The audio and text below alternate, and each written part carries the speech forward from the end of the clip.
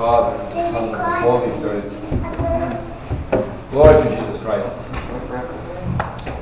Beloved, today we celebrate a man who became the measuring rod of the church. St Basil the Great. I mean, it's hard to speak about him. How does the worst priest speak about the greatest bishop? How does a putrid pebble speak about a great pillar? How does a dim candle speak about the sun?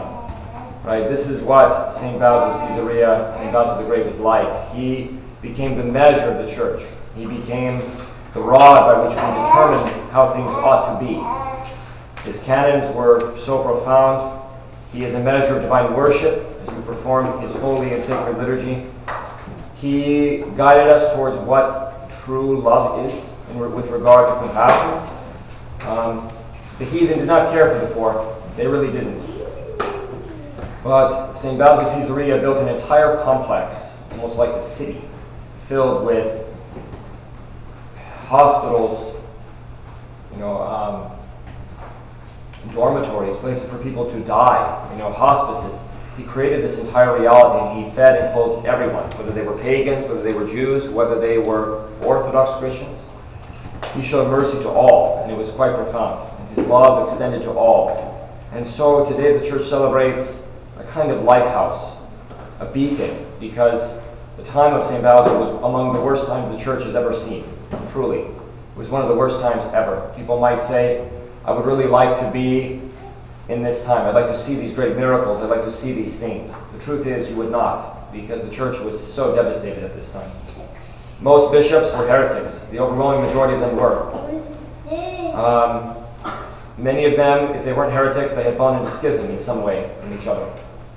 And so the love of the church had been diminished and crippled. And everywhere the darkness of heresy went. In fact, St. Basil of Caesarea said, we have come to the end times, because I'm the only bishop left. Who else is defending orthodoxy? No one is. St. Athanasius is, but he's in exile somewhere. And so St. Basil began to surround himself with his relatives. He made his brother Peter, Bishop of Sedestia. He made his brother Gregory, Bishop of Nyssa. He took his friend Gregory of Nazianzus, and after conspiring with his father, the elder Gregory of Nazianzus, they forced Gregory the theologian to become a bishop because they needed him. And this destroyed his friendship with St. Gregory. Their friendship was never the same ever again, because St. Gregory didn't want to be a bishop. He didn't want to do these things. But St. Basil said to him, the need of the church is greater than your personal desires. I don't really care what you want. I know what the church needs, and we need you now. And so St. Basil created this kind of kingdom around Caesarea, which defended orthodoxy and maintained it. And he was willing to maintain it no matter what. In fact, he was threatened by Modestus, who was the hangman of the emperor. Emperor Valens sent this man who was his tax collector, a man who would literally hang people up and torture them if they could not pay their taxes. And he would do this to whomever the emperor wished him to do this to. So he had left a path of destruction and agony behind him wherever he went. And he went to Caesarea to see St. Basil because Emperor Valens, being an Arian, was very, very upset that St. Basil would not be in communion with him or with his bishops. And Modestus threatened St. Basil in many ways. He said to him, I will take away all your property. St. Basil said, I own nothing except this cassock and these books. He said to him, okay, then I'll send you into exile. He said, great. I'm in exile just by living. My only home is heaven. Right? Send me into exile. I don't really care. I'm in exile now. And he said, okay, I'll torture you. And St. Basil was a very thin, sick man his face was pale and also yellow because most of his life he had severe liver problems. St. Basil said, do you think this body would endure one blow? Only one blow of the torture would send me out of this world. But if you think this is good, please do it. I long to go to paradise. And Modestus was amazed. He said to him, no one has ever spoken to me like this. Ever. And St. Basil said, then you have never met a true bishop. Ever. Modestus went back to Valens and he said, I cannot reason with this man. I cannot compel him to do anything. So the emperor himself came. And he could not compel Basil to do anything. In fact, the emperor left, accepting that Basil was orthodox and that was the way it would be. He could not threaten him, he could not cajole him, he could not force him to do a single thing. And so, how do I say this to you? Basil was like like a weak reed. If you look at his body, that's what he would look like a little reed. But he was as strong as iron, truly, and as strong as titanium. He couldn't bend, and he would not bend. Even though he seemed to be so weak that the wind would knock him over, he would not fall down. And he was what the church needed at that moment. And so God will raise up great men when the church needs it, at the time that the church needs it.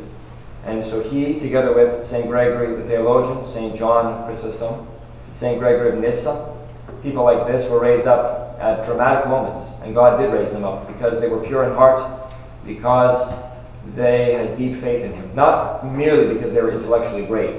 St. Basil was profoundly intelligent, profoundly wise. But he was who he was because of his faith and because of the purity of his heart.